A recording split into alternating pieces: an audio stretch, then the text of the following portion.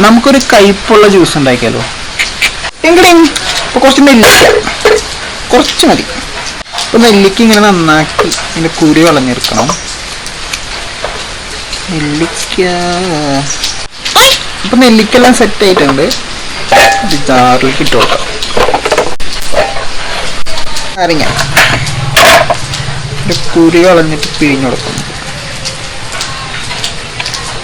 ഒരു ചെറുനാരങ്ങയാണേ. ഇനി ഒരു കുക്കമ്പർ, ഇനി കുറച്ച് മല്ലിയും പുതിന, ഇനി കുറച്ച് പഞ്ചസാര, പിന്നെ കുറച്ച് വെള്ളം. ഇനി നമുക്കിത് ജ്യൂസാക്കാം. നമുക്കിനി കുടിച്ചു നോക്കിയാലോ? എന്താ വെള്ളം?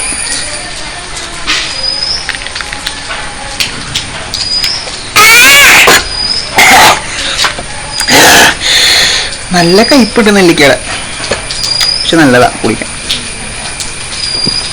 അടിപൊളി.